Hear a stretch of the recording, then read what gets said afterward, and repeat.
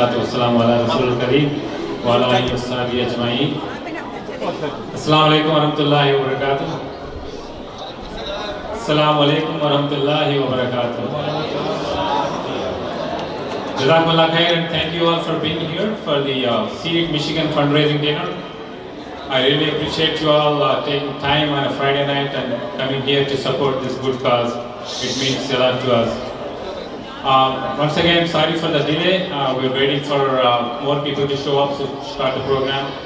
So inshallah, we'll start the program with the recitation of Holy Quran. I would like to invite Hafiza Zoya Siddiqui to come to the stage and recite Surah Al-Balad.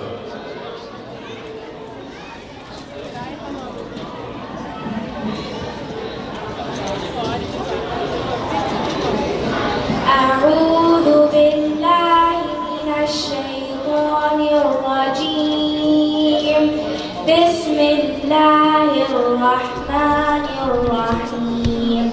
لا أقسم بهذا البلد وأنت حل بهذا البلد ووالد وما ولد. لقد خلقنا الإنسان في كبد. أيحسب أن لن يقدر عليه أحد. يقول أهلكت مالا لبدا. أيحسب أن لم يره أحد. ألم نجعل له عينين ولسانا وشفتين وهديناه النجدين. فلاقتحم العقبة وما أدراك ما العقبة. فك رقبة أو إطعام في يوم ذي مسغبة. يتيما ذا مقربة أو مسكينا ذا متربة. ثم كان من الذين آمنوا وتواصوا بالصبر وتواصوا بالمرحمة. أولئك أصحاب الميمنة. والذين كفروا بآياتنا هم أصحاب المشأمة. عليهم نار مؤصدة. صدق الله العظيم. Takbir. Takbir.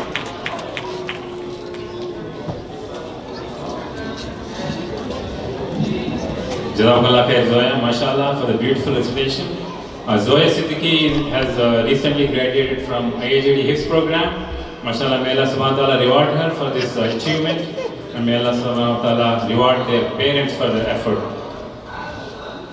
So, once again, Jazakallah khair everyone for coming here. You have been very supportive of Seed for many years, and inshallah I'm hoping even more support tonight with all your help.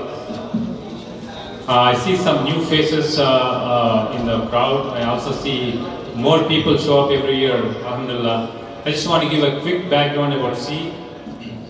Seed stands for Support for Educational and Economic Development. As the name suggests, we provide educational and economic opportunities for the poorest of the poor in India, basically where they live in the slum areas of India. We also provide free tuition, medical care to the sick people, and we also provide the tuition for the orphans, and we also provide the monthly stipend for the widows and destitute families in India. So Seed is a 501c3 non-profit organization started in 2009 in Dallas, Texas. We have few chapters in different states. So Michigan is one of the states that we've been running since 6 years. So this is the 6th year running in Michigan. As you all know, the Muslim situation in India, compared to any other minority, Muslim situation is the worst situation with respect to the education, literacy, employment, and the standard of living. And it's been deteriorating since last 5 years because of the rise in right-wing and the nationalistic extremism. So even though Indian government provides or allocates thousands crores of rupees for the betterment of Indian Muslim minorities. Unfortunately, due to corrupt politicians and the middlemen, those funds never reach the Muslims that they deserve it. So unfortunately, they have to depend on the charities like Seed for help. So charities like Seed step up and then try to help them.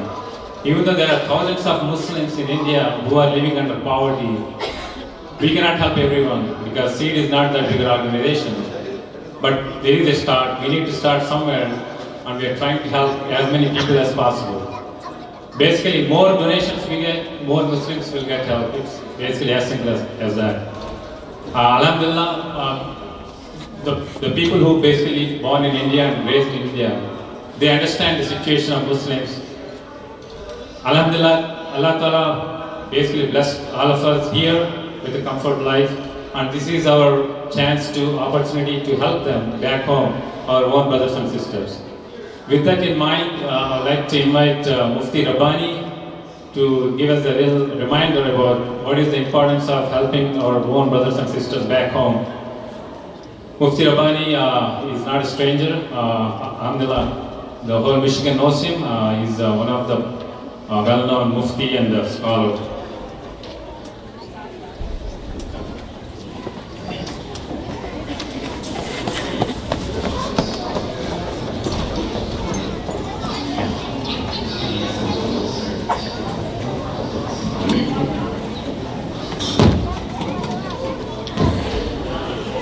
بسم الله الرحمن الرحيم الحمد لله وحده والصلاة والسلام على من لا نبي بعده أما بعد أعوذ بالله من الشيطان الرجيم بسم الله الرحمن الرحيم ليس البر أن تولوا وجوهكم قبل المشرق والمغرب ولكن البر من آمن بالله واليوم الآخر والملائكة والكتاب والنبيين وآتى المال على حبه ذوي القربى واليتامى والمساكين وابن السبيل والسائلين وفي الرقاب إلى آخر الآية صدق الله العظيم.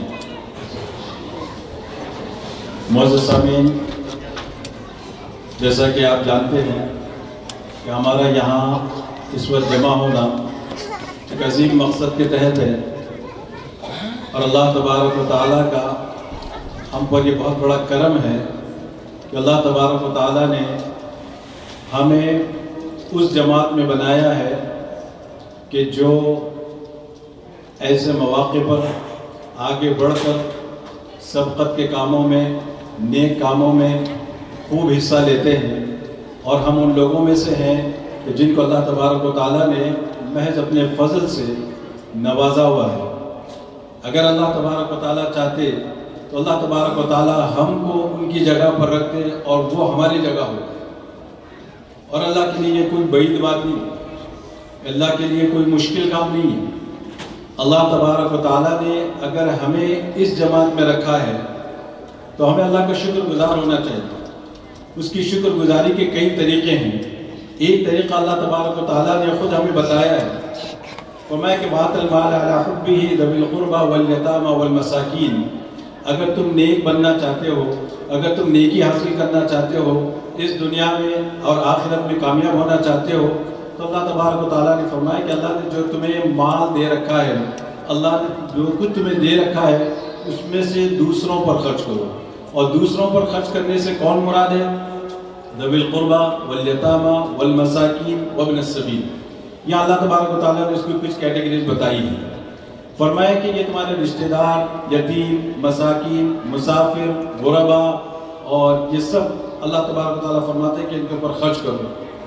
اور اسی طریقے سے دوسری جگہ جو اللہ تبارک و تعالیٰ نے وہ کیٹیگریز بیان فرمائی ہیں کہ جو زکوٰۃ کے مستحقین ہیں، جو ہمارے زکوٰۃ کے سب سے زیادہ مستحق ہیں، اللہ نے ان کو فرمایا انما الصدقات للفقراء والمساکین والعاملین علیہا والمؤلفۃ قلوبهم وفی الرقاب والغارمین وفی سبیل اللہ وابن السبیل۔ یہ جو اللہ تبارک و تعالیٰ نے یہاں پہ کیٹیگریز بیان فرمائی ہے، اور کئی جگہوں پر اللہ کے رسول صلی اللہ علیہ وسلم نے اس کے جو فضائل بیان فرمائے ہیں وہ بے شمار ہیں، بے شمار ہیں۔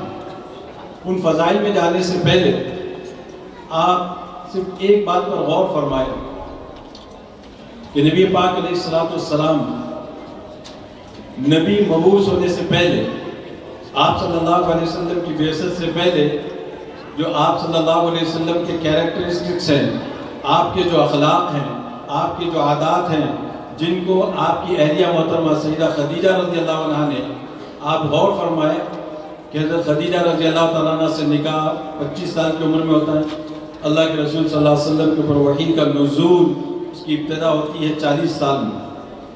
15 سال کا عرصہ جو ہے حضرت خدیجہ کا نبی پاک علیہ السلام کے ساتھ گزرتا ہے۔ اس کے بعد جب وحی آتی ہے تو پہلی وحی پر نبی پاک علیہ السلام بہت خوف زدہ ہو جاتے ہیں، اپنی اہلیہ کے آتے ہیں اور کہتے ہیں بھائی مجھے اڑا دو، مجھے گرمی یعنی شدید قسم کی سردی لگ رہی ہے۔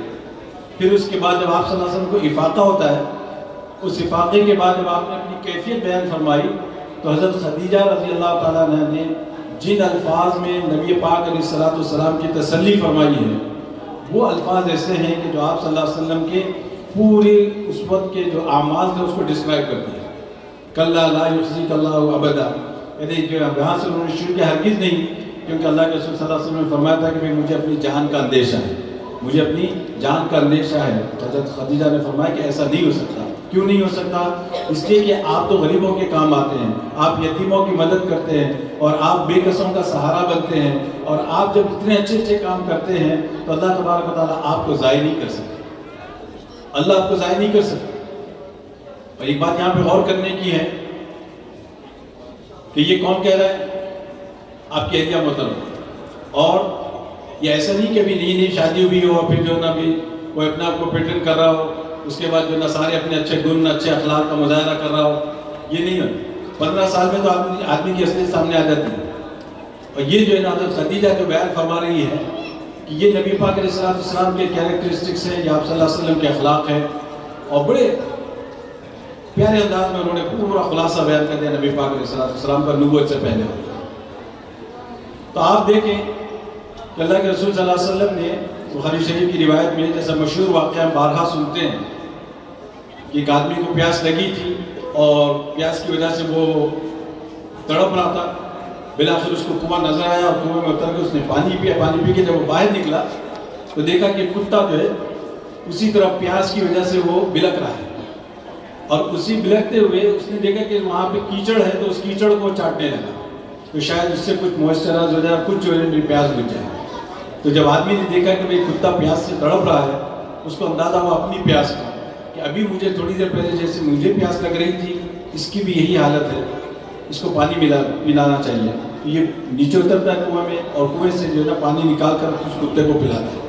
اسی پر اللہ تبارک و تعالیٰ نے اس آدمی کی بخشش کری۔ اور وہ اس کے برعکس آپ نے وہ بھی سنا ہوگا، ایک عورت تھی جس نے جو ہے بلی کو باندھ کے رکھا ہوا تھا، خود تو نمازی تھی، پرہیزگار تھی، نوافل کا بھی اہتمام کرتی تھی، سب کچھ، لیکن یہ اس کی وجہ سے جو ہے نا اللہ کے رسول صلی اللہ علیہ وسلم فرماتے ہیں کہ اس کو جہنم میں پہنچا دیا گیا، اور یہاں پانی پلانے کی وجہ سے اللہ تبارک و تعالیٰ نے اس کو معاف کر دیا اور اس کو جنت میں داخلہ فرمایا۔ اور ایک روایت میں آتا ہے کہ بھائی وہ ایسی غلط قسم کی عورت کا واقعہ بھی یہ ملتا ہے روایت میں، اور ایک آدمی کا بھی واقعہ، جو الگ الگ یہ انسیڈنٹس ہیں۔ اور اسی طریقے سے اور کئی واقعات ملتے ہیں کہ جن میں اللہ کے رسول صلی اللہ علیہ وسلم نے حتیٰ کہ جانوروں کے ساتھ یعنی رحم کا معاملہ کرنے پر اور ان کے ساتھ اچھا سلوک کرنے پر صحابہ کو جو ہے نا خوشخبری سنائی۔ صحابہ بڑے حیران ہوئے کہ یا رسول اللہ کہ ہمیں جانوروں کو بھی جو ہے اچھا سلوک کرنے پر ہمیں اجر ملتا ہے؟ تو اللہ کے رسول صلی اللہ علیہ وسلم نے فرمایا کہ بھئی ہاں، وہ بھی ایسے ہیں کہ جن کے اندر جان ہے، روح ہے جن کے اندر، ان کے ساتھ تو معاملہ کرو، اللہ تبارک و تعالیٰ تمہیں اس کا بدلہ عطا فرمائے۔ اور یہ وہ چیز ہے کہ ہمیں غور کرنے چاہیے کہ جب ہم دینے کا معاملہ آتا ہے اور خاص طور پہ ایسے مواقع پر، تو ایک بات ذہن میں رکھنی چاہیے ہمیں۔ پہلی بات یہ کہ یہ جو آپ سے اپیل کی جاتی ہے یا جو آپ سے پیسہ وغیرہ اس کا مطالبہ کیا جاتا ہے، تو ایک بات ذہن میں رکھیں ہمیشہ کہ یہ جو آرگنائزرز ہوتے ہیں ان کے اپنی جیب میں کچھ نہیں جاتا، اور اس آرگنائزیشن کے متعلق تو مجھے معلوم ہے پوری طرح کہ کوئی پورشن بھی نہیں جاتا، بلکہ ان کو سفر بھی کرنا ہوتا تو اپنے خرچ پر کرتے، آرگنائزیشن کا پیسہ استعمال نہیں کرتے۔ یعنی اتنی حد تک جو ہے آپ کو یقین ہے کہ یہ جو پیسہ جہاں پہ جو جمع ہوتا ہے وہ پیسہ پورا کا پورا غربا تک پہنچتا ہے۔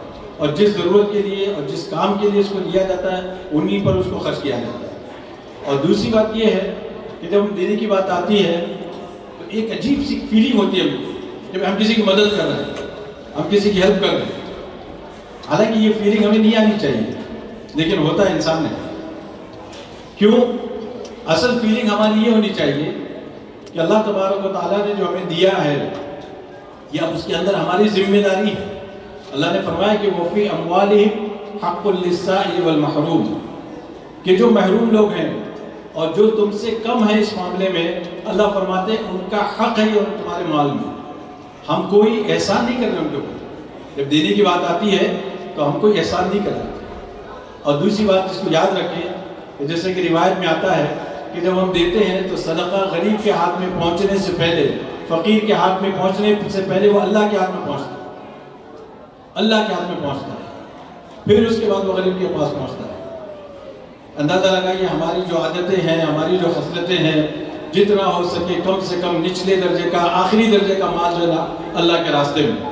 اسی وجہ سے وہ کہاوت مشہور ہو گئی ہے، مری ہوئی مرغی اللہ کے نام پہ۔ یعنی مری ہوئی مرغی کا مطلب کیا کسی کام کی نہیں رہی، چلو صدقہ ہی کر دو، خیرات کر دو۔ حالانکہ قرآن کیا کہتا ہے؟ اگر تم واقعی مسلمان ہو اور واقعی تم یہ دعویٰ کرتے ہو کہ ہم کچھ نیک کام کرتے ہیں یا ہمارے پاس بھی کچھ نیکیاں ہیں، تو اللہ فرماتے ہیں کہ لن تنالوا البر حتی تنفقوا مما تحبون۔ یہاں پہ لفظ فرمایا کہ جس چیز کو تم جو بہت زیادہ پسند کرتے ہو، جو تمہیں سب سے زیادہ عزیز ہے، وہ مال خرچ کر کے دکھاؤ اللہ کے راستے میں۔ یہ ہے امتحان۔ اور دوسری بات یہ ہے، ایک بات یہ بھی ذہن میں رہے کہ جب ہم دینے کا معاملہ آئے تو یہ سمجھتے ہوئے نہ دیں کہ میں کسی ضرورت مند کی ضرورت پوری کر رہے، بلکہ اس لیے دیں کہ یہ میں اللہ کی محبت میں دے رہا ہوں۔ جیسے میں نے ابھی آیت پڑھی آپ کے سامنے، وَآتَ الْمَالَ عَلَى حُبِّهِ، کہ یہ اللہ کی محبت میں خرچ کرتے ہیں۔ اور بھی جگہوں پر اللہ تبارک و تعالیٰ نے یہ چیز بیان فرمائی ہے، اگر اللہ کی محبت میں آپ دیں گے تو آپ کو دیتے ہوئے بھی مزہ آئے گا، دینے کے بعد بھی آپ کو مزہ آئے گا، اور پھر اس کے بعد آپ دیکھیں گے کہ اللہ تبارک و تعالیٰ آپ کے کام کیسے بناتے ہیں اور آپ کی ضرورتیں کیسے پوری ہوتی ہیں اور آپ کی حاجات کا جو ہے اللہ تبارک و تعالیٰ کیسے مداوا فرماتے ہیں۔ یہ چیز ہے کہ جو اللہ تبارک و تعالیٰ سے دعا ہے کہ اللہ تبارک و تعالیٰ مجھے اور آپ کو اس کو سننے سے زیادہ اس کو سمجھنے اور اس پر عمل کرنے کی توفیق عطا فرمائے۔ اور گزارش ہے کہ سب انشاءاللہ اس کار خیر میں بڑھ چڑھ کر حصہ لیں۔ اللہ تبارک و تعالیٰ ہم سب کو دونوں جہاں میں عطا فرمائے، یہاں بھی اور آخرت میں بھی۔ اللہ تبارک و تعالیٰ اس کو قبول فرمائے۔ وآخر دعوانا الحمدللہ۔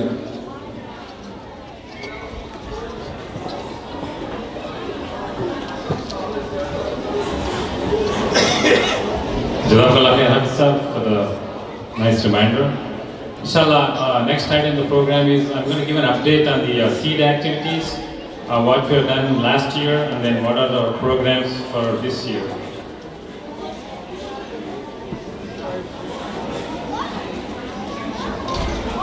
So as I mentioned before, SEED is a 501c3 non-profit organization. This is the 10th year in operation. So we have chapters in different states. We registered in Texas, Illinois, Michigan, and Oklahoma. And we are planning to register in California, Maryland, New York, and New Jersey, inshallah, this year. How SEED works. So since SEED is a US-based organization, we cannot donate money directly to the poor people in India.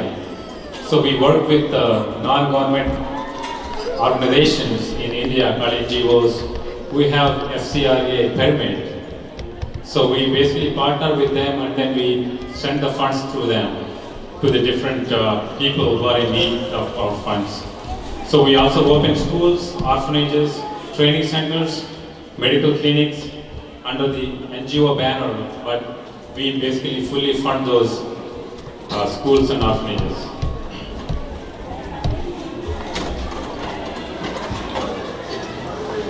Our vision is basically to reduce the conditions of poverty and improve the quality of life for the poor. And we want to achieve this vision by implementing educational and vocational training and providing medical care programs for the poor so they can lead a respectful life. And we also work with certain values, with taqwa, honesty, integrity, and our main aim is to service to the poor, and we treat all the recipients with dignity And we follow the law of the land both here in US and in India. And it's entirely 100% volunteer organization. We don't have any paid employees. We have 9 board of directors, they're all volunteers. Brother Mazhar Hussaini, who is the executive director, he does most of the work for all of us. So basically we have 4 main programs. Education for poor children. Poor children include orphans too. And then we provide vocational training for the unemployed youth. Basically we find the youth who are high school dropouts or college dropouts and provide them a job-oriented skill so that they can use this skill and find a decent job rather than ending up in the streets or working as a cheap labor at construction sites. So this is a very good opportunity for the youth who are high school dropouts or college dropouts. We also provide financial support or monthly stipend to the widows and destitute families, and we provide medical care, free medical care for the needy. So Alhamdulillah, we have become a $1 billion charity last year. As I mentioned, we started in 2009 with a negative number. We borrowed $5,000 and we founded this organization. And with the blessing of Allah subhanahu wa ta'ala and with all your support, in 10 years, Alhamdulillah, I become a $1 billion charity. In 2018, last year, we distributed about $773,000, that's equivalent to 50 million rupees, and 65,000 people benefited from this funding. This year budget, we inshallah we are planning to spend $992,000, and inshallah 85,000 people will benefit from these funds. About half of our budget goes to the educational program. It includes the financial aid or free tuition to about 20,000 poor children. They also include 2,200 orphans. So we provide this funding in 70 schools in 13 states in India. We established 2 elite nursery schools, which are basically early childhood education schools, and we are planning to open 2 more. Inshallah, we opened one last week, and inshallah we're going to open one in the end of April. We also provide financial aid to the people who have special needs, and we also planning to give 500 scholarships for the higher education in colleges and PG colleges. As I mentioned before, many children in slum areas are not familiar with basic education, so when they go to the regular school in kindergarten, they're way behind. So we understand the importance of early childhood education. So we started this elite nursery program, which is the early childhood education school. And most of the parents who live in slums, they're not educated and they don't have any resources to teach them at home.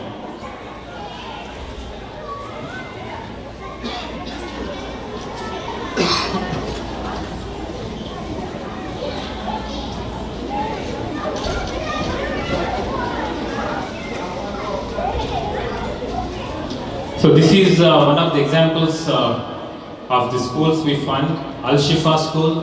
It is a school for kids and adults who have special needs. Al Shifa School was started many years ago. It was originally funded by Indian central government, but since last 3 years, they cut off the funding and they don't have any funding. The local charity runs this school right now and they don't have any resources. So they actually approached SEED and they asked for help, and we decided to help them. I just want to show you a small video of this school and the patient in the school.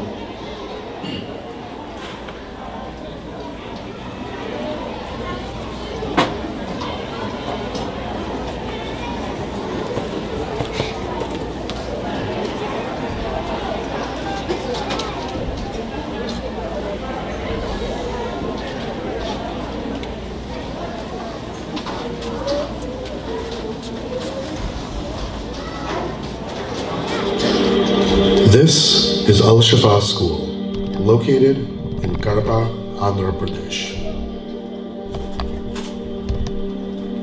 It was founded by the mother of a physically and mentally impaired child.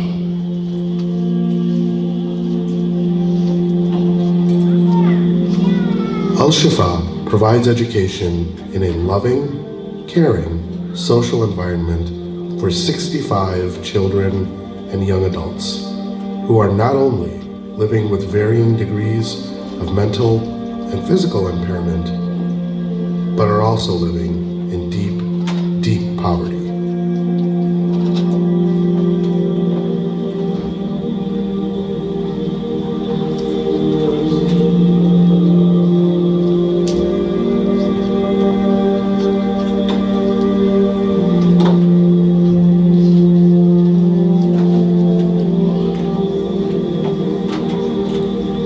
The Indian government cut off grants and all funding to the school, at which point another co-founder of Al-Shifa School, named Mr. Rafiuddin, was struggling to maintain day-to-day operations, and he reached out to Seed for help.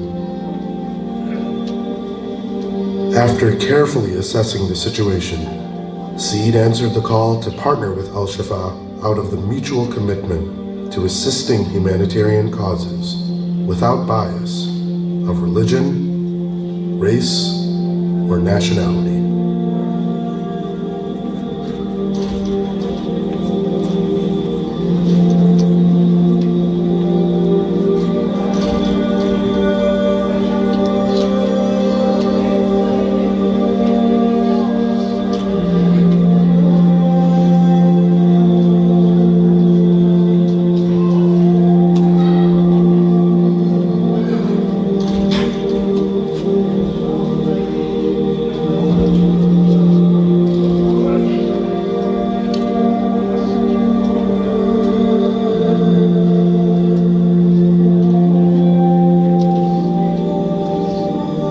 Your donations to Seed will help provide the students of Al-Shifa School with daily activities, which include education, meals, and physical therapy to help them live with more independence.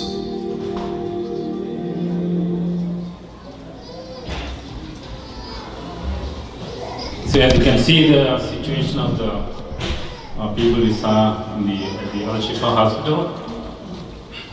The next item, the next program, we have the college scholarships. We're planning to give 500 college scholarship this year. We budgeted over $100,000 for that. So when we usually advertise the scholarships in the local newspapers, and then the people approach us, but we will ask them to make a pledge that they will follow the Sunnah and Quran, and they are honest and they respect their parents, and they will be obedient and law-abiding citizens of India. Then only we provide them scholarships. We don't just provide them scholarship, we also track their performance in colleges and universities to make sure they perform well in the colleges and their grades are good. And we constantly monitor their progress. I just want to share some of the stories of the people we helped. There are only few of many stories. I cannot do justice here because of the time constraint. I just want to share some of the stories that for students where we give the grants. This is Brother Abdullah, his name. He's the son of a muazzin of a masjid. He got a seat in MBBS medical college. We gave him 80,000 rupees for his tuition. There's another example.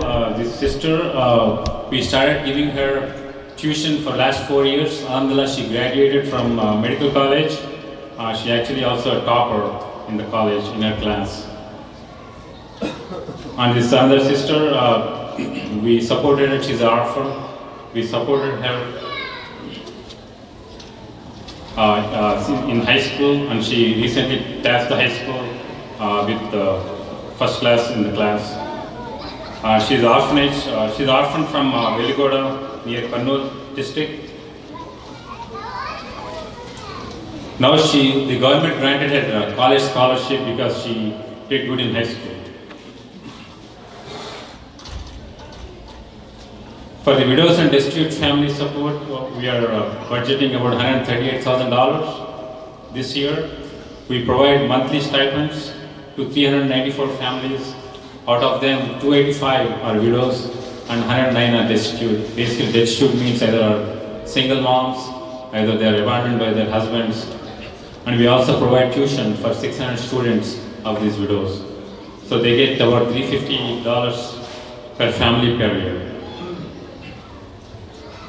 So this is one of the examples of widow families we are supporting. This young sister lost her husband in a car accident. She has 5 kids. She has no other source to support their family. So we are basically giving her the monthly stipend and we are providing free tuition for these kids. This is another widow family. She also lost her husband and her son is high school dropout. So we hired him, we enrolled him in our vocational training program. Now he's learning auto mechanic course and inshallah pretty soon he will find a decent job and he can support his family. Once they find job and support their family, we don't need to support this family anymore. So they will become self-sustaining. This is another example. This kid has special needs. So we support him with the tuition and the schooling. The third program we have is the vocational training program. We allocated $134,000 this year. Inshallah, we will train 1,700 trainees this year. Our training includes teachers training, paramedical training, computer courses, automotive, mechanical, electrician, and air conditioning and refrigeration courses. So we opened an auto mechanic school in Hyderabad. I'm going to show you a small video about that. So, and this year we're also starting a new training program for the forklift operation and then IT business analysis training.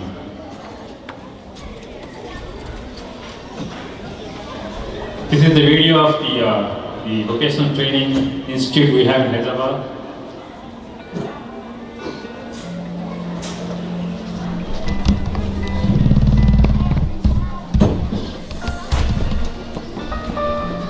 NITT is fully funded by SEED. SEED is a US-based, volunteer-run organization. SEED facilitates free vocational skill training to underprivileged young adults. The goal is to equip these impoverished youth with the necessary tools and skills to lead a respectable life. With free training, the students receive a monthly stipend of 800 rupees. Upon completion of training, they are provided a free toolkit worth 4,500 rupees. This training center is recognized by the Board of Intermediate, Telangana State. Courses offered include automobile mechanic training, electrician technician, and air conditioning and refrigeration repair. This is Muhammad Shoaibuddin. He joined NITT after leaving an engineering college in Hyderabad due to financial distress. Poverty forced him to support his family before he began being supported by SEED. In addition to his stipend, he receives a monthly subsistence allowance of 5,000 rupees. The training track record at NITT, 176 trainees have completed their coursework from 2016 to 18. Awais Haider is a first batch NITT graduate and now earns 18,000 rupees per month.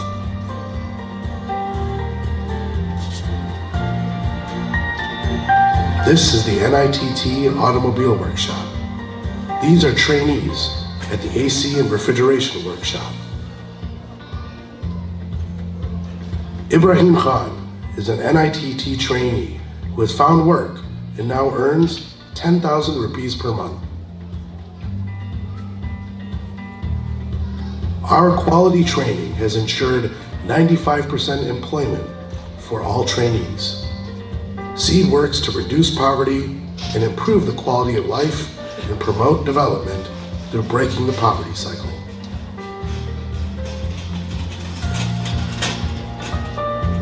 We operate in an honest and transparent manner, setting an exemplary standard across charities. We treat all trainees with dignity and aren't discriminated on any grounds, such as race, caste, or religion. SEED has partnered with MHK Industrial Training Center in Bhopal, India, to train impoverished youth in trades such as metal fabrication, electrician certification, architectural and civil drafting, computer training, carpentry, welding, as well as tailoring and embroidery for women.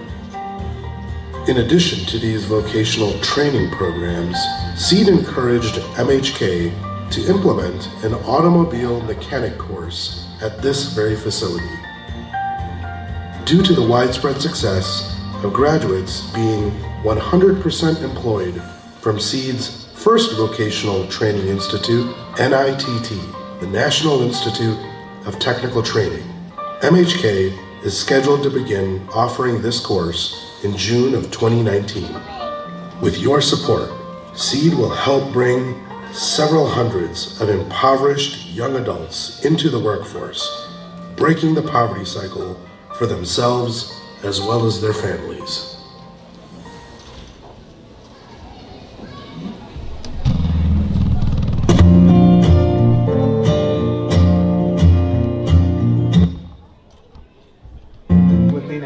यहाँ पर मैं diesel mechanic और petrol mechanic और scanning और electronics पूरा है। 1 साल का कोर्स है ऑटोमोबाइल का।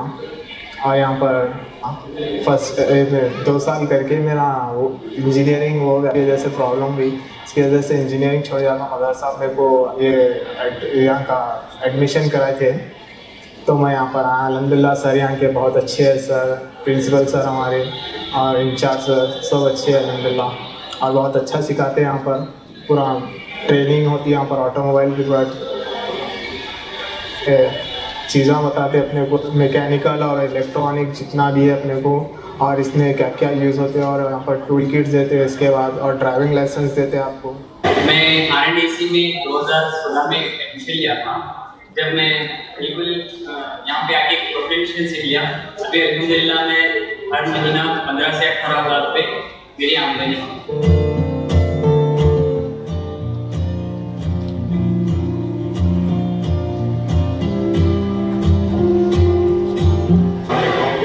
मेरा नाम रिटायरमेंट खान है। मैं सैकड़ों पे जाता हूँ, 10,000 कमाता हूँ।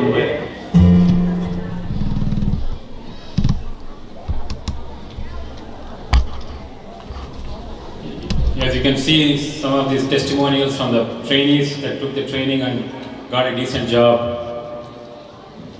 and they're earning decent money and supporting their families. This is another success story. This youth recently graduated from NITT, and he got a decent job and he's supporting his family now.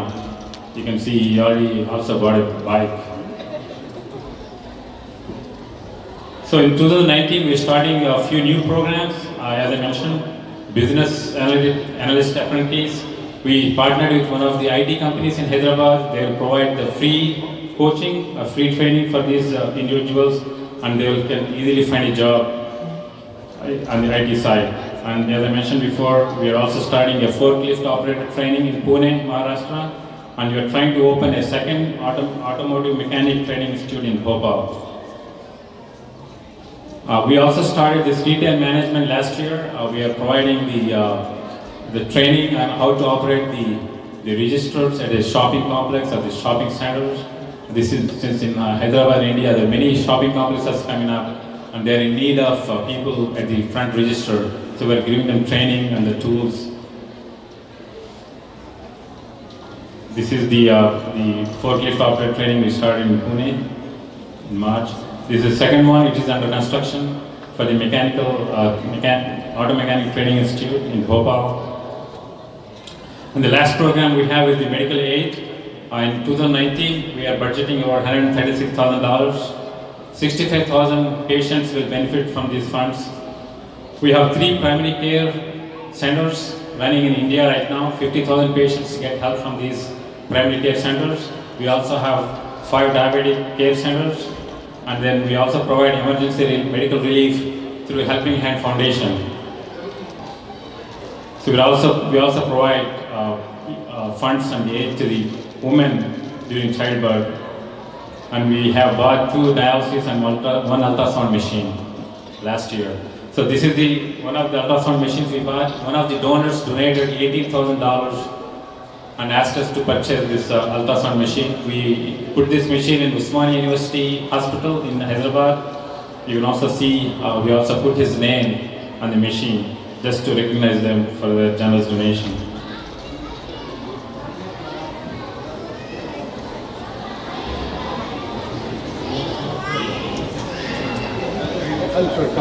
Just want to show you a small video of the community health center.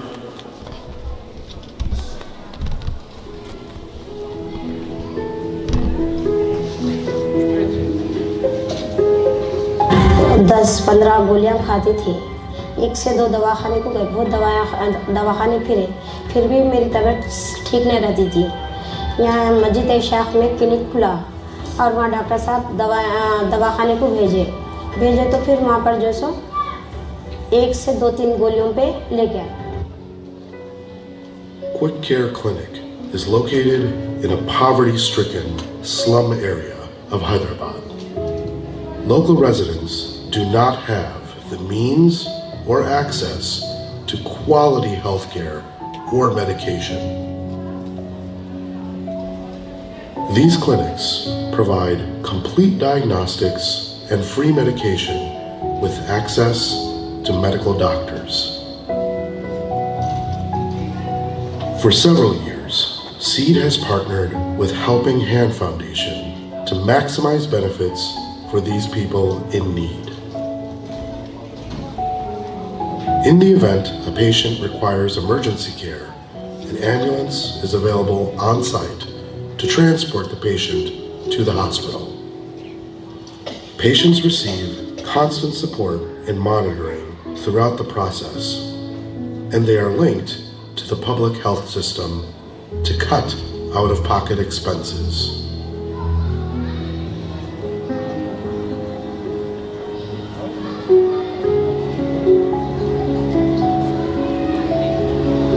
With nowhere else to turn, the people of this impoverished area rely on your support with SEED to keep this clinic open.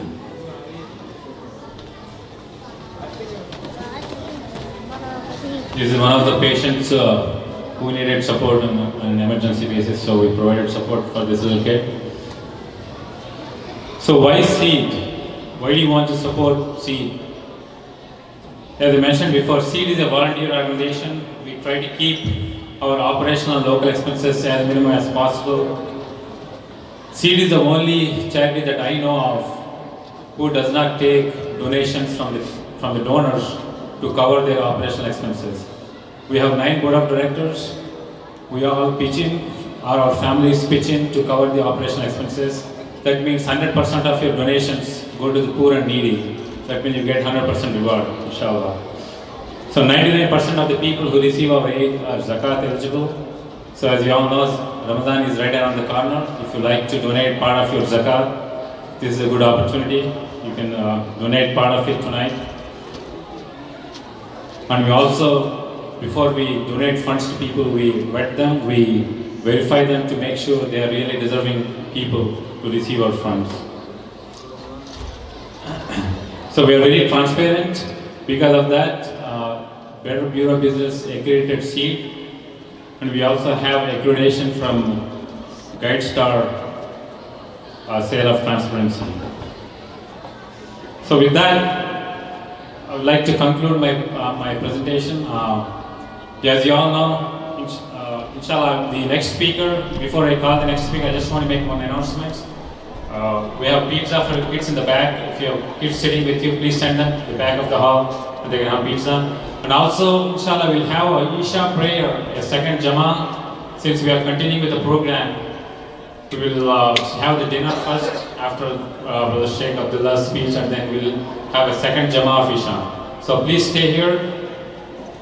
Now I'd like to invite our keynote speaker, Sheikh Abdullah Wahid. He's a co-founder of Miftah Institute. He's also Imam of the Flint. We are honored to have him here as a keynote speaker.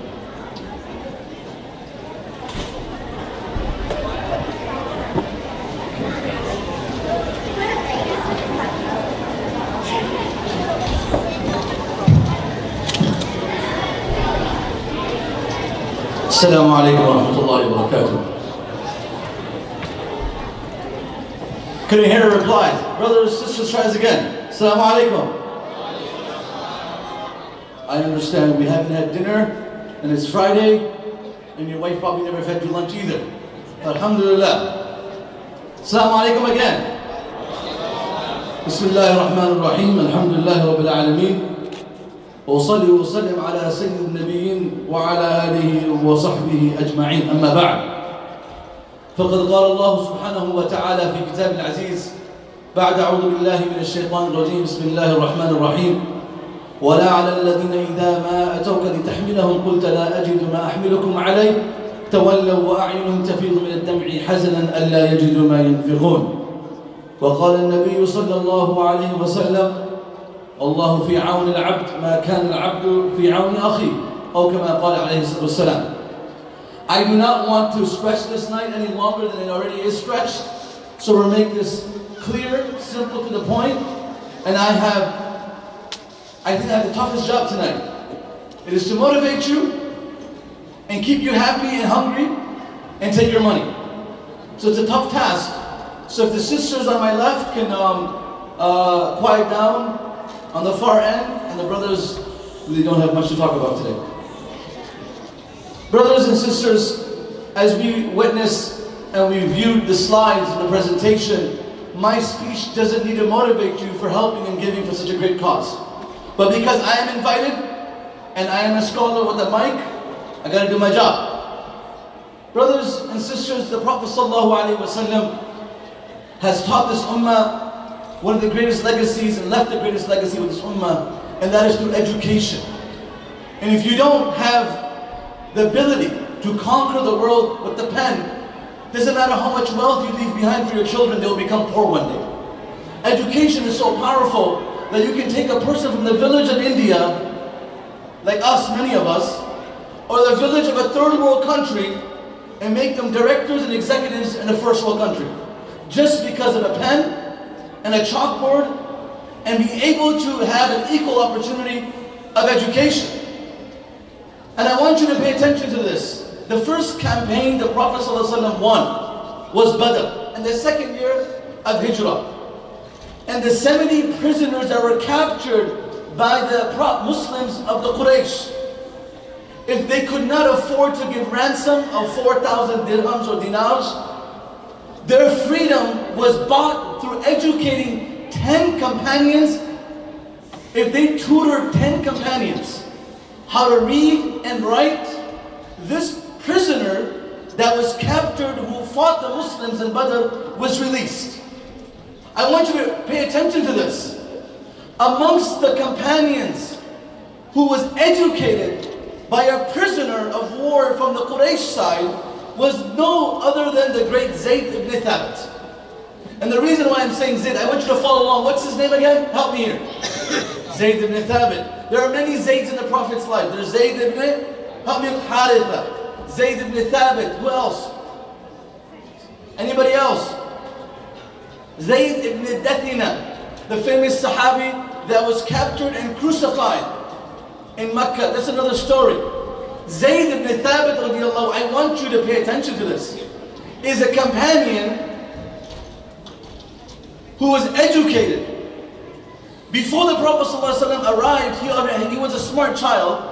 He had already memorized 17 to 18 chapters of the Quran. The Prophet was very impressed by his memory. This is early Islam. And he was an Ansari, he was from the native of the Medina. The Prophet ﷺ made sure he got educated. He learned how to read and write the language of Arabic. Few months and few years later, when the Prophet ﷺ had to deal with the Romans, the Persians, and the Jews, the Prophet ﷺ had 4 immediate threats outside of Medina. One was the Quraysh, one was the Romans, the third was the Persians, and the fourth were the Jewish tribes, Banu Qurayza, Banu Nadir, who were in the surrounding area of Medina. And the fifth internal threat was the hypocrites of Medina. So there are 5 apparent threats around the Prophet ﷺ in Medina. Prophet ﷺ would send delegations to Iran and Persia. And he would get letters from the Jewish community, and he would not know what that meant. The Prophet ﷺ said to Zayd, I want you to learn Hebrew. So Zayd in 16 days learns the language of Hebrew. He masters it. Then he tells Zayd, I'm not comfortable with the translators from the Persian emperor, who is their translator, translating to me the Persian language. I also want you to study the Persian language. In 16 days, he masters the Persian language. The Prophet ﷺ kept Zayd ibn Thabit close to him, near him. He was one of the scribes. The Prophet ﷺ would get revelation, and this Zayd ibn Thabit, who was tutored after the Battle of Badr, is the man who's writing the Quran when the Prophet would read it to him. Subhanallah. Let's go further. Zayd ibn Thabit is called and summoned at the most critical juncture of Islam. At the demise of the Prophet ﷺ, Abu Bakr as-Siddiq notifies and is notified that the Qurra, the scholars of the Muslim Ummah, are dying and they're leaving. We need to put the Quran in a compiled form. The Quran was in slates or in patches of leather, on bones. It was all over the place. It wasn't compiled. Of course, the secular and the Orientalists will oppose the question that Quran was never compiled at the time of the Prophet. So who are you to question that Christianity wasn't published 150 years after Jesus? The answer to this was, the miracle of the Bible wasn't transmitted through memorization. Quran was transmitted through memorization. Thus, the Muslim Ummah did not require transmitting it through writing. It was all memory. Let's go further. When the Prophet ﷺ passes away and the Quran needs to be compiled, Abu Bakr as-Siddiq orders Zayd ibn Thabit to write the Quran. Who educated Zayd? This Quraysh, non-Muslim, educated Zayd to learn how to read and write. And today he is reciting and compiling the Quran that was revealed to the heart of Rasulullah. Let's fast forward 14 years. Abu Bakr radiallahu anhu passes away. Umar passes away. In Iraq and across the world, there were Muslims who had the emperor of Islam had grown from east to the west. In Eastern Europe, Umar has sent a delegation, an army, to conquer somewhere in Tajikistan or Uzbekistan. And in this campaign was Sa'ad ibn Waqqas, who was a leader. Someone led Salatul Fajr. In Salatul Fajr, he started to recite the Quran in a different dialect. You know how we have 10 different dialects? You know, قُلْ أَعُوذُ بِرَبِّ النَّاسِ, قُلْ أَعُوذُ بِرَبِّ النَّاسِ. You have different dialects. So some person started to recite the Quran in an unfamiliar dialect, and after Salatul Fajr, a fight broke out between the people. What is that? That's not Quran, that's some different language. So the Muslims, who were still rookies and juniors compared to the seniors, and they said, no, I heard it from this Sahabi this way, and they started to go back and forth. Sa'ad ibn Waqqas, who was a senior companion, was really disturbed. This is confusion over recitation of the Quran. We got to do something. He gets on the back of his horse, runs to Medina. Before he can meet or greet his wife, he goes straight to Uthman bin Affan. And he said, oh Amir al-Mu'mineen, oh the leader of the believers, hear me very clear. You have to gather the Muslims unanimously on a version that is not disputed. So do us a favor, because the ummah is dividing over the recitation and the style of recitation, which is all authentic. Guess what happens? Uthman bin Affan calls Zayd ibn Thabit again. And Zayd ibn Thabit, under 50 scholars or huffaz of the Prophet's companions, they published 7 versions that go to 7 governments across the world. This man was educated, and this is why we are educated, and this is why our children know how to read the Quran. Because education has such a power that in America, we are able to learn and advance. What you're trying to see in India and other third world countries, brothers and sisters, education is powerful. And people living in impoverished, depleted societies that don't have basic necessities, if they can't earn, if they don't have bread, where are they going to be able to feel the opportunity of education? So this is why, brothers and sisters, this organization, when I was my first time coming here, inshallah I hope to come back again, but seeing the message of the organization reminds me of the Prophet ﷺ's message to the Ummah, where he was the first person. A man comes to the Prophet ﷺ's house, the mosque. Well, I'll try to help. If the sisters in the back can help me stay quiet, we'll have dinner faster for sure. Thank you. If you have a very important conversation to tell someone, just text them. Just WhatsApp them or something. Or sign language. You, me, fight outside. Okay. Brothers and sisters, a man comes to the Prophet ﷺ's masjid at Isha. This was the Prophet's mosque. A poor person, a widow, a needy person could walk in and ask for support. And the Prophet ﷺ didn't have, but he would make sure if he had, he would support. A man walks in the Prophet's mosque, says, Ya Rasulullah, inni majhoodun, I'm broke. I have nothing. I'm poor, please help me. فَأَرْسَلَ إِلَى بَعْضِ أَزْوَاجِهِ He sends a youngster, a young sahabi, under the age of 9, 10. He says, go to my home and ask my wives if they have anything. La ilaha illallah. This man, this boy goes to all the spouses and he comes back to the masjid. He says, all of them say, مَا عِنْدِنَا إِلَّا الْمَاءِ We have nothing except for water, Ya Rasulullah. The house of the Prophet had nothing except for water. Then the Prophet ﷺ reaches out to his group of companions. He says, مَنْ يُضَيِّفْ Who would host my guest? Who will host my guest? فَقَامَ رَجُلٌ مِنَ الْأَنصَارِ An average companion from the companions of the Ansar stands up. Says, honor me, please. He takes this stranger who is hungry to his home. And then he keeps him outside and he asks his wife, do you have any food? Do you have anything for our guest? The guest of the Prophet? And the wife responds, إِلَّا قُوتُ الصِّبْيَانِ We only have enough food for our children, not even for ourselves. And the husband says to the wife, فَعَلِّلِيهِمْ وَنَوِّمِيهِمْ Oh my beloved wife, why don't you pacify them? Why don't you engage them in play and make them go to sleep without food so we can host the guest of the Prophet ﷺ? And the children sleep hungry.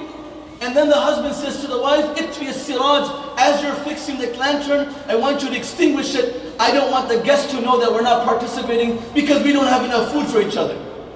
So the light was turned off and the guest of the Prophet eats. The next morning, nobody knows what happens except this house in Medina. The next morning they arrive at Fajr. The Prophet ﷺ says, لَقَدْ عَجَبَ اللَّهُ مِنْ سَنِيعِكُمَا فِي لَيْلَتِكُمَا Allah has informed me that He was totally impressed by your hospitality.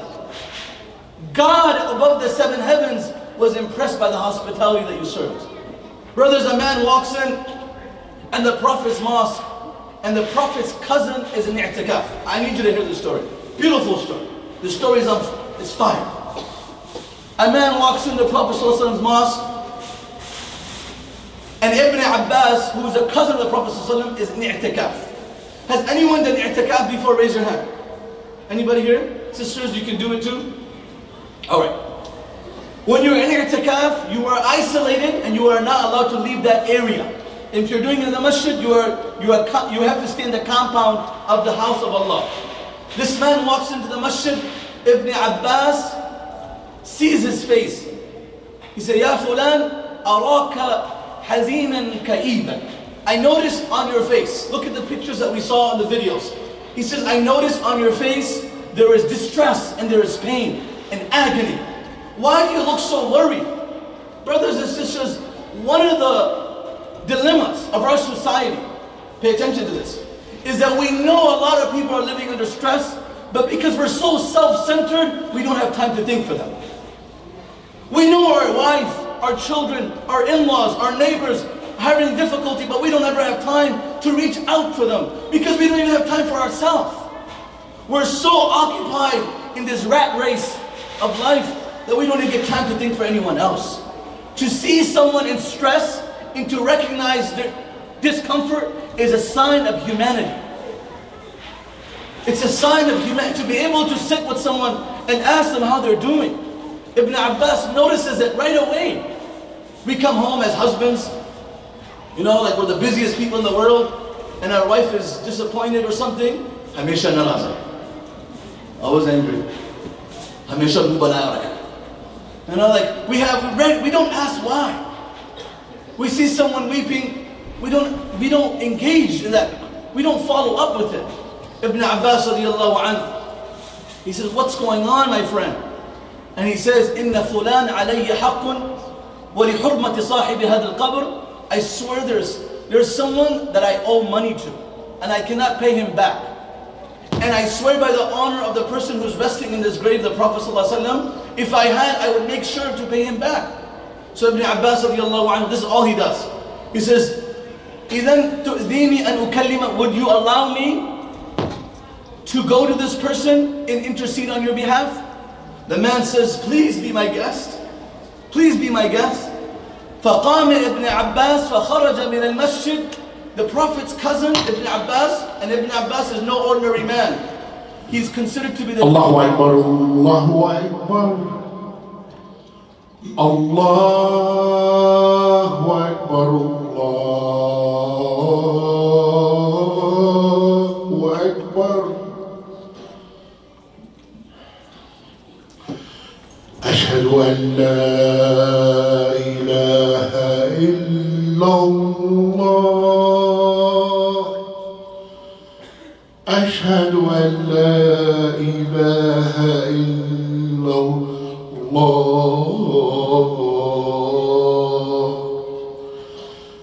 أشهد أن محمدا رسول الله. أشهد أن محمدا رسول الله.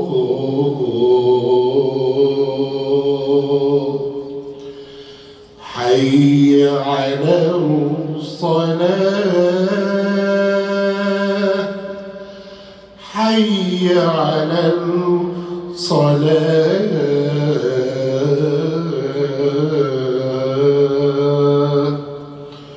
حي على الفلاح. حي على الفلاح.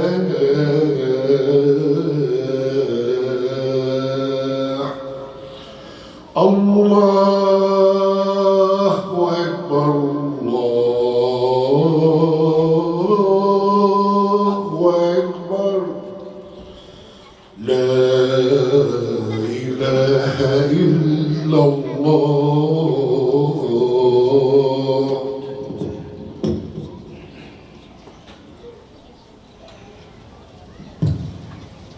Brothers and sisters, Ibn Abbas radiallahu anhu, he takes this opportunity, he gets up, he leaves the masjid, he puts on his slippers, and the man says to Ibn Abbas, هَلْ نَسِيتَ مَا كُنْتَ فِي. Did you forget that you were in i'tikaf? Why are you leaving the masjid? And Ibn Abbas radiallahu anhu says, Wallahi ma nasitu. I swear by God, I did not forget that I am engaged in i'tikaf. وَلَكِنْ, I want you to hear this part. وَلَكِنِّي سَمِعْتُ صَاحِبَ هَذَا الْقَبْرِ وَالْعَهْدُ بَيْنَهُمْ قَرِيبٌ فَدَمَعَتْ عَيْنَاهُ. It says that nothing has made me leave i'tikaf except that these ears of mine heard the Prophet ﷺ say something. And then he... Okay, I'm asked to repeat that we will have second jama'ah after Isha. And inshallah that jama'ah will be more reward. I'm just joking. Mufti Sahib is with us. So we'll have second jama'ah after the food. And it's going to be much better when you're full, correct? Alright, makes more sense. Well, and then he stops, he pauses, he says, I heard the Prophet ﷺ say something, and then he takes a long pause, and then he starts to weep. Because when you love someone, and their grave is right next to you, you're just reminded of their love. and every time you speak of them, you're put into tears. It says about the Prophet ﷺ, Ibn Umar, ما ذكر ابن عمر النبي صلى الله عليه وسلم إلا بكى. Every time the Prophet was mentioned in front of Ibn Umar, he wept. Every single time. It says about Khalid radiallahu anhu, because of his joints being, damaged and hurt, his scars, his dislocations because of his wars and battles. When he would move in pain, sometimes you get headaches, you get pain, you have back pain, and you say, ow, ouch. He used to say, wa Muhammada. And his daughter would say to him, why do you say Muhammad's name? And he would reply, every time I go through pain, and I say, wa Muhammad, oh Muhammad, my pain is removed. Saying the Prophet's name in pain was like a painkiller.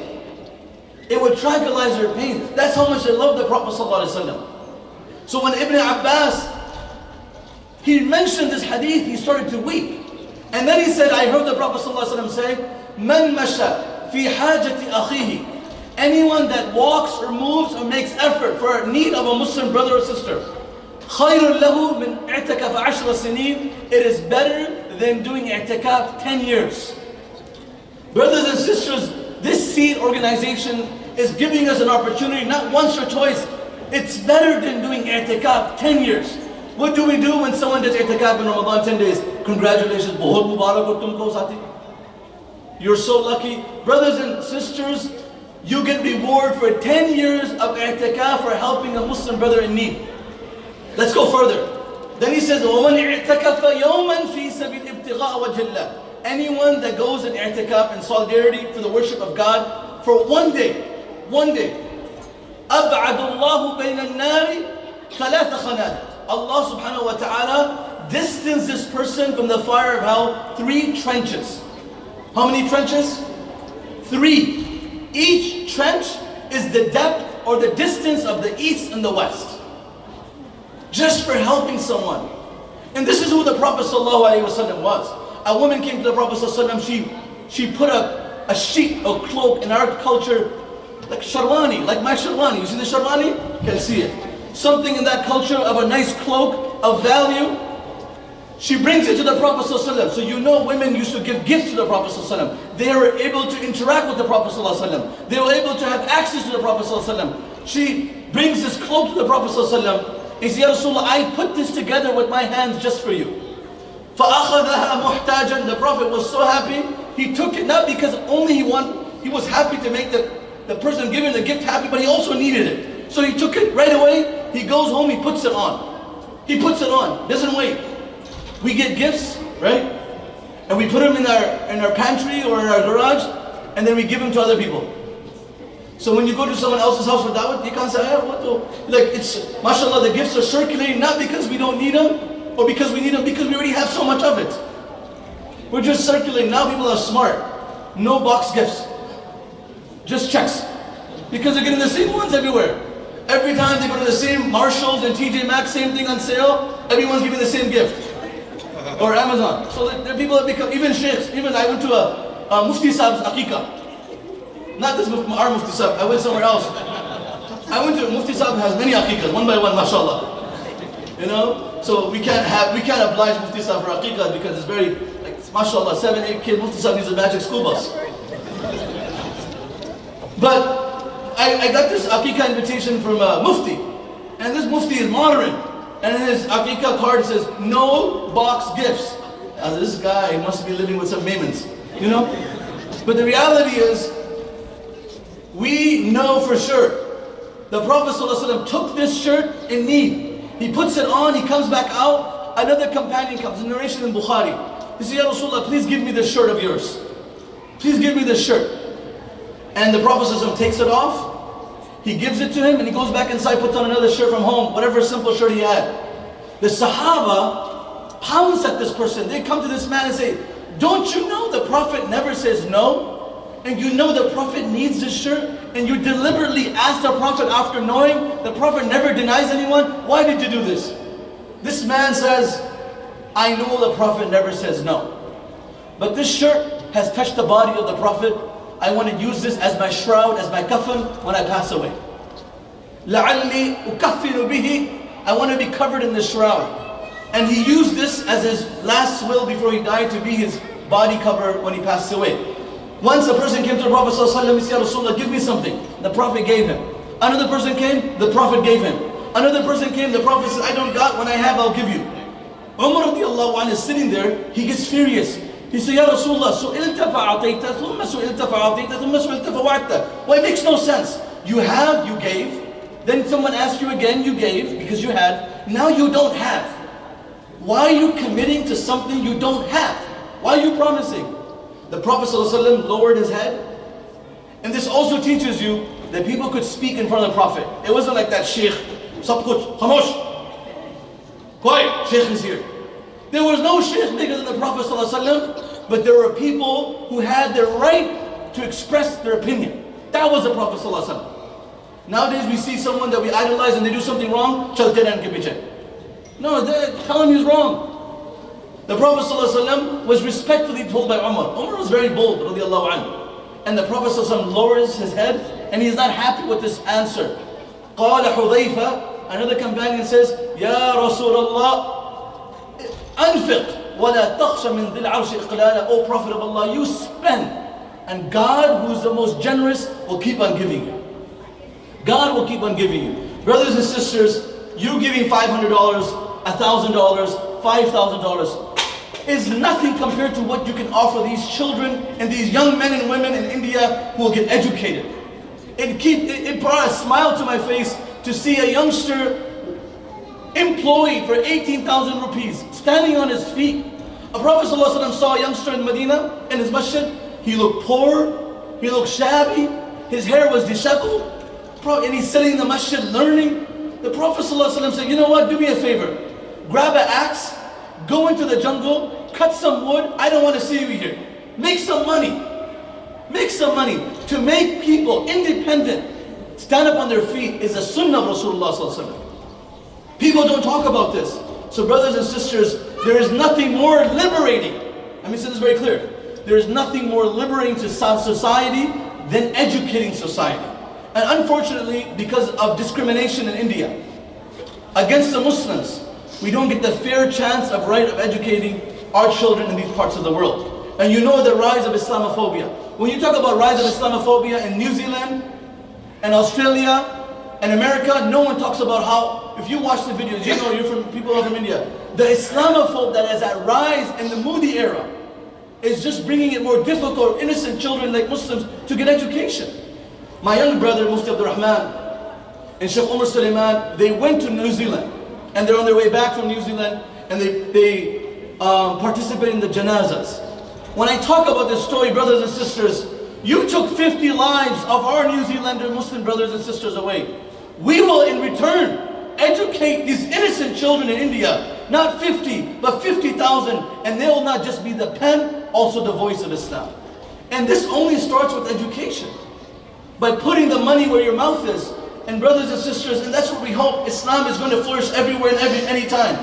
We have the ability, like Mufti Sahib said earlier, we're in this situation where God has given us money and God has given us ability.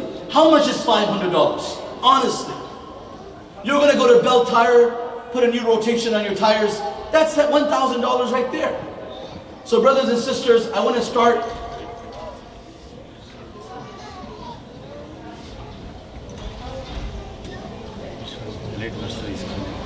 I want to start the fundraiser, but I don't want you to wait for me to throw another hadith to motivate you. You should already be motivated. It's something that we already believe in. So we have a pledge that we're asking for Elite Nursery that we saw they're trying to make. And one sponsor for this will be $10,000. You put the $10,000, you get the reward for the whole cost, inshallah. If you think you and your wife, or you and someone else can pitch in to give $10,000 for this cause. And everyone thinking, is like, you know, $10,000, I can do so much with $10,000. I don't think there's anything more valuable than this. So here, brothers and sisters, one person or two is ready to donate 5,000 to 5,000 or 10,000. Anyone here? Anyone here? You guys don't have pledge cards here? You guys have pledge cards? Are you guys collecting them? We have on the table. So you want me to ask everybody to raise their hands? Is that what you want me to do today? All right. It's going to be a little bit uncomfortable, but we're going to do this. Sisters, I'm going to ask you also, I always say this in my fundraisers, the women are more rich than the men. I'm not joking. Few reasons. Number one, from Islamic perspective, Mufti Sahib will give me fatwa for sure. Women have their own money that the husband does not have access to, Islamically. That's their wealth. And they have access to their husband's wealth open-ended. They don't need their permission. There's one thing that a wife does not need absolutely permission. For our wives, they don't need permission for anything, alhamdulillah. But there's one thing for sure, which is charity. You can give charity without the permission of your husband. And your husband has nothing. And if your husband comes up to me tomorrow, after Jummah or next week, don't worry, we'll handle it. But the reality is, I'm not forcing the women to give away their husband's money or their own money, but we should collectively want to support this cause as a family. Text your husband, text your wife. Say, what do you think? Why not sponsor something? We always text our spouse, don't forget the eggs, pick up the school, pick up the kids, do this, do that. Why not change that message today and say, you know, husband and wife, why not give 1,000 or 2? What's your opinion? And if your husband says 2,000 or your wife says 1,000, you double it. So inshallah, brothers and sisters, this is how you will have a home that is built on generosity and giving. Who here is ready to give $10,000 or 2 people ready to give five each? Inshallah, we'll give you a special dua. Special dua. I think I'm a musafir here. So I come from Flint. How many miles is Flint? A good 70 miles. So Flint makes me a traveler, and a traveler's supplications are accepted. So, and I'm kind of oppressed because this high voltage of light on my face is giving me a lot of heat, so I'm madloom also. So anyone else here ready to give 5,000? Anyone here? 5,000? Anyone? Sisters, brothers, if you raise your hand by accident, I'm going to send someone to your table. So don't even scratch your head. Anyone here 5,000? Right, one person back there, you have someone? You have Takbir! We got to say Takbir a little loud, we want the FBI to show up. Takbir! Aunties are scared. Takbir! You know, the immigrants are scared of law enforcement. Police, police, but it's a taxi. Police, police, it's not a police, it's a fake cop. So we don't need to be afraid. Takbir! My father, may Allah give him a long life and ease, he was so scared of law enforcement. He said, our belt would be on, belt laga. Like tight, Dad, I mean, it's okay, you know, we're buckled up. So let's try this again. Brothers and sisters, we have 5,000, we make dua for this person. May Allah bless them in their money, say Ameen. May Allah bless them in their wealth. May Allah bless their children if they have. If they don't, may Allah give them children who are righteous and pious, say Ameen. If they're married, may Allah keep their relationship strong and fruitful, full of love, say Ameen. And if he's not married, if she's not married, may Allah give them a pious, righteous spouse, say Ameen. So people, we as fundraisers and organizations do not leave you an opportunity not to give. We can take checks, pledge, cash, and a credit card machine. We will even take your gold. And if you have expensive watch, we will probably auction it out. Whatever we can do to get the money in the bank to give to the poor. So brothers and sisters, anyone else that's ready to give 5,000, I want to make dua for that person again. May Allah accept all their dua, say Ameen. May Allah make their children righteous, say Ameen, mashallah. Anyone else 5,000? Anyone else 5,000? We have all right, we're going to go ahead. All right, brothers, I was ready to pull that for another 5, because I know there are people here that can easily give 5. I know Mufti Sahib can give 5. I know we can give 5. I know you engineers and doctors can give 5. You know, so 5,000 is your daughter or your son's tuition at an Islamic school. Great. But just put another 5,000, put into a pledge form and give it to the organization. It's possible. Who else wants to give 2,500 inshallah? Brother Manowar is nice. 2,500. Anyone here? In the back there, 2,500? Right here. We got 1 hand, 2 hand, takbir! Let's try this again, brothers. I want to save my voice because I have to come back here tomorrow and do a nikah. And then if I don't have a voice to do a nikah, then the nikah is qabool, no qabool. Hijab qabool nahi hoga, awaaz hi nahi hai. So let's try this again. We have 2 people giving 2,500. Takbir! Takbir! The only person that's going to be happy with my voice gone is my wife. Alhamdulillah. Sheikh is not speaking anymore. Right? So may Allah bless this person, these two people on my right. Allah bless them immensely with barakah in their wealth. Say Ameen. May Allah bless their family. Say Ameen. May Allah bless their children. May Allah subhanahu wa ta'ala multiply their rizq and give them the best of this dunya, best of akhirah. Say Ameen. Ameen is very easy. Say Ameen, brothers and sisters. We say it 17 times every day in salah. We can say a few more times right now. Ameen. We ask Allah subhanahu wa ta'ala to resurrect everyone that has given with the Prophet sallallahu alaihi wasallam in Jannah. Say Ameen. You know the Prophet ﷺ says in hadith, anyone that becomes a guardian or provider for an orphan will be with me in paradise. So these are orphans that you're educating. So even more reward, some of them, correct? So we have the brothers who over there give 2,500. Anyone else that was willing to give 2,500? Please feel generous. One more hand there. Takbir! Brothers, we want to say Allahu Akbar a little loud. The magic of Allahu Akbar, let me tell you the magic. When you say Allahu Akbar loud enough, and you can hear the vibration in the room, it will shake your wallet and it will make you want to give. You will be motivated. So let's try this again. Takbir! Takbir! May Allah, brother back there, may Allah bless you, may Allah protect you, may Allah multiply your wealth and your rizq. May Allah subhanahu wa ta'ala remove all the difficulties of the Muslims across the world. Say Ameen. All the Muslims who are suffering anywhere in the world, may Allah remove their difficulties. Anyone in this hall that has any dua they want to be accepted, may Allah accept the dua. Say Ameen. Who else, inshallah? That's 3 2,500s. Let's do a few more. Let's do 2 more, inshallah. Is that right? 2 more 2,500s. Anyone else? Let's do sisters. Sisters have been quiet the whole time. I mean, they've been quiet when it comes to giving, but they've been talking. Sisters over there, anyone here? I know you're sincere, you're giving. Anyone from the sister side ready to give $2,500? Anyone? Even $2,000? Sisters, feel free. This money is going, like the brother said, all of the money goes to the recipients and they benefit from it. Who here is ready, inshallah? Anyone? Anyone? Anyone else $2,500? One more person? Let's go ahead. However you feel. Okay. Brothers and sisters, let's get a whole bunch of thousands. And we can get at least 25, 30, 1,000 each, inshallah. Let's give the hands. Anyone here ready to give 1,000? Just raise your hand. One hand. I need 30 hands. So let's try this together. One hand. Takbir. 2,000? 2,000. MashaAllah. Brother, I don't know your name, but you look beautiful sitting there. Huh? Ghazi Saab. Alright. Takbir. Takbir. Allahumma barik fi ahlik wa amwalik wa awladik wa rizqik. Qulu ameen. May Allah bless him, may Allah bless your family, your children, accept your du'as. Qulu ameen, mashallah. 2,000 there. There was another hand over there that I saw. Pray. Ghazi's brother Fawzi. Ghazi's brother Fawzi giving 2,000 or 1,000? 2? 1,000. You got to compete with your brother. You got to compete. Alright. You're giving 1,000, and brother right there, 1,000. 1,000. So we got, altogether, we got 3, 4,000s right here, and plus 2, we got 6.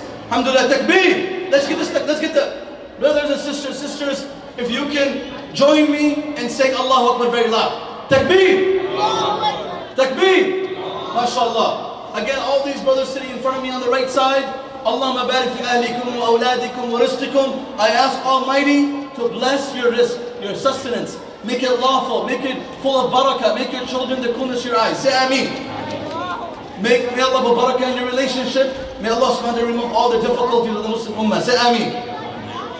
So we have one right here also. Who's giving it? Your dad? You guys come here. The twins. So I'm going to come up a little bit. Do we need this podium?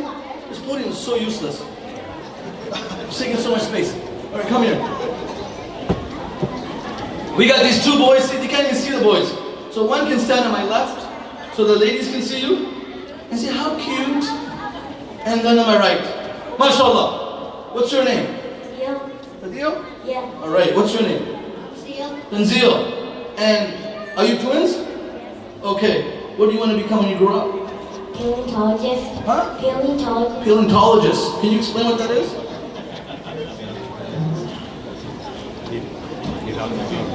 You're also doing hifz? Alright, what do you want to do when you grow up? Police and a doctor. That's it. If you're brown, you have no choice. Doctor, engineer. Before the child comes to this world, before we give him a name, before the adhan is called, Mera Puttar, doctor, engineer. My son is becoming doctor engineer. MashaAllah. The twins' parents have done a great job and they're also becoming hafiz here. MashaAllah. One of them is, round of applause for them, please. Come on, round of applause. You guys don't clap here? You can have a seat. Their father is giving $1,000. I don't know if you guys allow it to clap, but I'm from Flint, so we clap there. Okay, who else is going to give $1,000? Anyone else? Sisters? Sisters? Anyone here want to give $1,000? You can raise your hand. Nobody, please don't raise your hand accidentally. I saw a few hands go up. Anyone here want to give $1,000? Anyone? Okay, let's go back to the guys. One hand back there. Two. Who else? We need more. We need more. We need more hands. MashaAllah. 2 hands. Takbir. Takbir. Allahumma barik fi ahlikum wa amwalikum. May Allah bless you. May Allah bless your children. May Allah bless your family. May Allah remove the worries of the community. Say Ameen. MashaAllah, brothers and sisters, the food is warmed up. Stomachs are empty. We just got to get the money out of our wallets. Let's do this quickly. Who else wants to give $1,000? Anyone else? Right there, brother. MashaAllah. Right there. Right in front of me. Brother, it took you too long to raise your hand. You just walked in. MashaAllah, brother just walked in and he raised his hand. This is hero for the next Bollywood movie. Right here. Newly married. Come up here, uncle. Brother, come here. 1 second. Come on. MashaAllah. Round of applause for him. Newly married. Look at that. Alhamdulillah, uncle, please. Brother just got, when did he get married? 3 months ago. 3 months, MashaAllah. Run. Mubarak. Everybody give him a round of applause. 1 second, 1 second. Let's pray to God that he's smiling this large after 30 years. Ameen, inshallah. Alhamdulillah. Round of applause for him. May Allah bless him in his marriage. Say Ameen. May Allah Mubarak in his life. And he walks in. He didn't hear no speech, no presentation. He came just on time for the food. He doesn't. Anybody got the laugh for the fundraiser? And he's giving $1,000. MashaAllah. Anyone else? May Allah bless you. May Allah give you pious and righteous children, brother.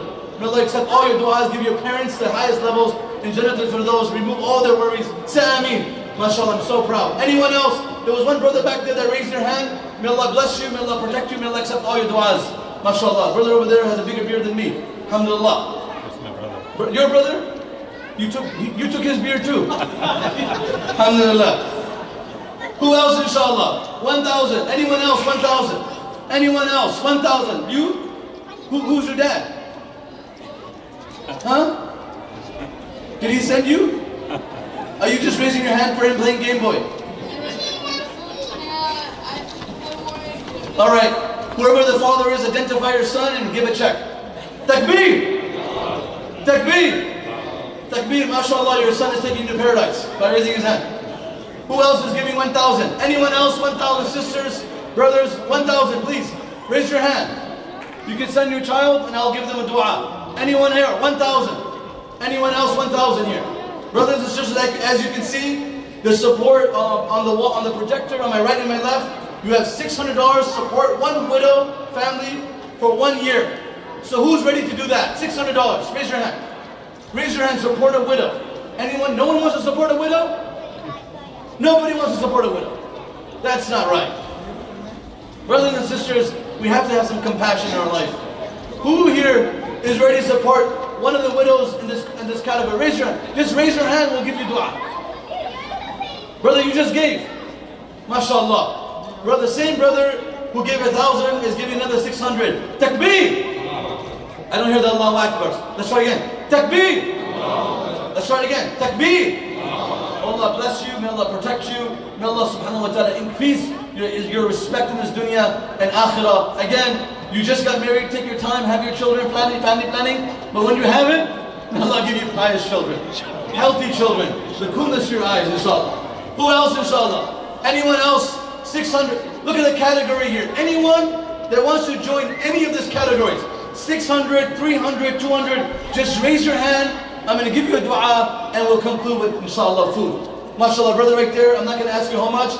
May Allah bless you. May Allah protect another brother right there. May Allah bless you. May Allah protect you. May Allah keep you happy and wealthy and righteous. MashaAllah, uncle right here in front of me. May Allah bless you. May Allah protect you. May Allah remove all your worries and accept all your du'as and give your parents Jannatul Firdaus. Say Ameen. And give you and your wife and your children the best of both worlds. Say Ameen. Say Ameen, sisters. Ameen, inshallah. Sisters, you can give 100, 20, 200, any of these sponsors. So just raise your hand. I haven't given a dua to a sister. I just don't feel it. Right there, we got the first sister, and the second sister, the third sister. So the first sister to raise her hand right there, I would ask your name if you're from my community. I don't want you to feel uncomfortable. But whoever you are on this table, may Allah bless you. Say Ameen. May Allah accept your du'as. May Allah bless your family. May Allah bless your children. May Allah accept all your parents. Give them the best of both worlds. Say Ameen. Brothers and sisters, let's give a round of applause for the sisters. Come on, come on. Where are your children? Is any of you kids running around, your children? MashaAllah. You want to send them up here? Yalla, come here. Come on.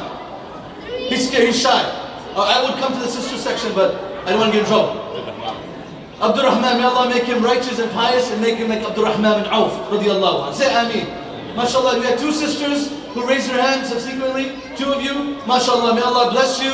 May Allah reward you. May Allah accept your du'as. May Allah subhanahu wa ta'ala make your children righteous and make your husbands obedient to you. Say Ameen. MashaAllah. The man didn't say Ameen. But MashaAllah. They didn't even say Ameen. They're like, Astaghfirullah. Ameen. Say Ameen. I'm so scared. Yes, we have one more brother there. You have your son there, brother? Is that your son? Bring him over here. Send him here. MashaAllah. Takbir! Takbir! Allah, may Allah bless your sisters, accept all your du'as and your brothers. MashaAllah. We have a young boy. If you have young kids, daughters, send them up here. And give them a check also. Okay. This young boy, I know again the podium is in the way. What's your name? Amir. Amir, MashaAllah. What do you want to become when you grow up? Amir says he wants to become a doctor. You know what that means? There's not going to be a lot of people becoming sheikhs. And we're going to keep on fundraising from Amir in his future. MashaAllah. So Amir is becoming a doctor. May Allah make him pious. Ameen. Make his siblings righteous and successful. May Allah make you a pious, successful physician. Everybody say Ameen. Round of applause for Amir. Go ahead, Amir. You guys, please clap for him. Please. Round of applause. All right. We have around $36,000. I know our goal is $50,000. You heard Mufti Saab's speech, you heard my speech, you heard this great presentation. Everybody here, please help me finish $50,000. We have $35,000. We just need to finish 50. Please help me out. We have credit cards. Is there anyone here that wants to give? All right. Oh, you made it. All right. Abdurrahman. All right, let's get up a little bit. Aunties, you ready? You want me to, let's stand on what side? Abdurrahman will come on this side. Abdurrahman is here. Let's ask Abdurrahman, the handsome man, what he wants to do when he grows up. Abdurrahman, what do you want to do? Huh? Abdurrahman says he wants to be a hafiz. Takbir! Round of applause for Abdurrahman, come on. All right. Let's be realistic, guys. What else do you want to be? Huh? All right, now Abdurrahman is saying, say it louder. I can't hear you. No one, how you, again.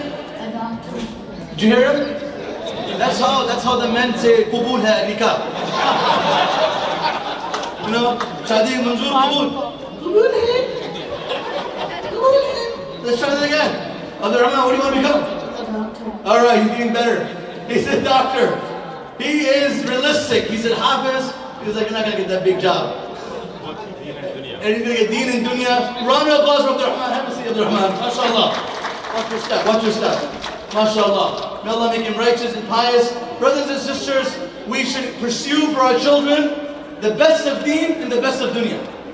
And that's what we need. We want our daughters and our sons to be the best in their fields of education and also in deen, inshallah. Say Ameen. Who else? If you want to come on the stage, you have to bring a check. You want to come on the stage? Bring a $500 check. I'll talk about you. I'm just joking. Anyone else that's ready to give? We are $36,000. Brothers and sisters, raise your hand. Even 500 will help. Who here? Let's finish 40. Can we get 40? Let's do 40, okay? So brothers who gave 1,000 already or gave 500, you can increase your pledge by adding a little bit more. Zakat eligible. See, zakat isn't even our money. You shouldn't even be asking for a dua for giving zakat. Let me make it logically. When you pray salah, you shouldn't expect the imam to say, "Bahut shukriya, aapne namaz padhi. Aapne hamare saath isha ki namaz padhi." Bloody, excuse my language, you had to pray anyways. I don't know why, when people give donations of zakat, Shukriya da, shukriya da. That's not even your money. This is the money of the poor. If you don't give it, your other money becomes impure. The purpose of zakah is to purify the wealth that you have, and if you don't give it, it will make the rest of the money impure. So your money won't be halal if you don't give zakah for the long term. So brothers and sisters, alhamdulillah, you guys are giving. I appreciate it. You have many options of giving. Seed will be one of the better investments. So who here is ready to help us at least get 40,000? So we need 5,000 more. Someone help me out in collecting this, inshallah. Without another, you're going to have to take over. My throat's running out. So who here wants to give 500 to 1,000 so we can finish this off even 200? Anyone here? Anyone here 500 to 1,000? Right there, brother. The brother just walked in. Did you just walk in, brother? Oh, you were here the whole time. You want a break? Okay. He's giving, I assume, 1,000. 1,000. Takbir! Let's try again. Takbir! Allah mabarik fi ahlik wa amwalik wa awladik wa rizq. May Allah bless you. May Allah put barakah in your family. Say ameen. Alright, 4 more thousand. 4 more thousand. You can take 500 or 1,000, or you can take all 4,000, and let's start dinner. Who wants to do us a favor? Anyone here from the sisters that want to take 500 or 200 or 300, please? Or the brothers? Anyone else? I know there are so many people here, and I feel like we can give more. 50,000 shouldn't be a problem. Anyone here that's ready to give $500? Anyone? Just right here, 500 more. He's adding 500 more. Takbir! Takbir! Let's stay quiet for one more minute, inshallah. Brothers and sisters, let's give a round of applause for our brother that's giving the second time tonight. Round of applause, come on. If we can do this quick, inshallah. Allah bless you, may Allah protect you, may Allah remove all your worries. Say ameen. Who else, inshallah? 500. Anyone else? $500. Anyone else that's ready to give any amount, 500? And you know that Prophet ﷺ says, shh, guys. All right. We have the young girl here. You want? Thank you. Can you pick her up for me? Sure. I don't get in trouble. How much is this? 500. Looks like prescription writing to me. Okay. 500. This young girl here, how is she related to? Granddaughter. What's her name? Amina Khan. Everyone's a Khan here. Okay. Amina Khan or Siddiqui? That's the whole audience. May Allah bless her. May Allah make her righteous. Say ameen. May Allah subhanahu wa ta'ala make her the coolest to her parents' eyes, her grandparents' eyes. The grandmother brought a $500 check in her hand. Round of applause for them. Come on, please. You know, daughters are the greatest blessing in the world. And the Prophet ﷺ has taught us how to treat daughters. And if you want to learn, you learn from the relationship of Prophet Muhammad ﷺ and Fatima radiallahu anha. It's such a great blessing. My wife says to me all the time, he said, you are I tell my wife that I'm controlled by 2 women. My wife and my daughter. And then my wife says, how about your mother? I said, she's the boss. She's the boss. Daughters have the ability to win the heart so fast, you can't imagine. So we ask Allah subhanahu wa ta'ala to make our daughters righteous. Say ameen. The coolness to our eyes and the Prophet's eyes. So we are, what number are we at? Do we know what number are we at? Are we at 40? We're near 40. Brothers and sisters, everyone that's here, may Allah bless you for your attendance. May Allah subhanahu wa ta'ala multiply your rizq. Anyone that is given 100 or 50 or 20, any amount, to 4,000 to 5,000, may Allah bless you. Say ameen. May Allah put barakah in this community. Say ameen. Everyone that attended, may Allah bless this organization with steadfastness. For 10 years, they've been helping the community in India, the Muslim community. We can't go there physically. They're doing their job for us. So we salute them for their efforts and their time and their commitment. May Allah subhanahu wa ta'ala give the organizers barakah in their life, in their family's life. Say ameen. Jazakumullahu khairah. Wa sallallahu ta'ala ala khayri khalqi wa alihi ajma'in. Brothers, oh yeah, before I leave, one second. Shh, 1 second. Before I go, I just want to let the brothers and sisters know there's a table outside that has a Miftah Institute banner. And this conference is going to happen on April 12th, April 13th. And if you look at the back of the card, you have Imam Zaid Shakir, Imam Suhaib Wab, Sheikh Abdul Nasir, Imam Ali Layla. We have Sheikh Sulaiman Hani, Sheikh Masmari. We have Majid Mahmoud, Mufti Abdul Rahman, and all the scholars from Miftah Institute. We will be speaking at Kobo Hall. Last year, we refused 200 people because we were sold out. So we're expecting 1,000 people at Kobo on Saturday, April 13th. If you have this card, please register and join us for the free event in Flint. That's on the 12th, or the event at Kobo Hall. These cards are on your table. If you want cards, you can stand outside and we'll pass them out. Please bring your children. This will be a great event for spiritual growth. Jazakumullah khair. Assalamu alaikum. Takbir. Takbir. Jazakallah khair, Sheikh Abdullah, for your beautiful fundraising. Inshallah, we'll start the dinner. I'll request to let seniors go first. If you can find in your heart, please let them go first, and then we can follow them. It's been, sorry for the delay. It's been a little late for the dinner, so please let the seniors go first. So you can also donate online. You can see the seat flyers on the table.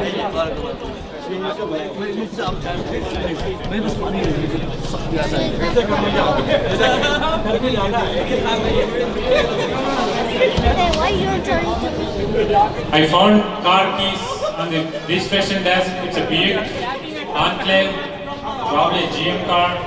You can come and find the keys. Somebody says, let's auction it. It's a big enclave, probably Troy resident. Oh, it's Brother Noor.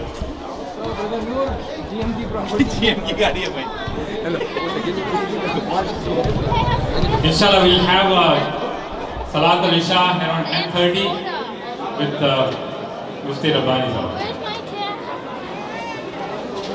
Where? Daddy!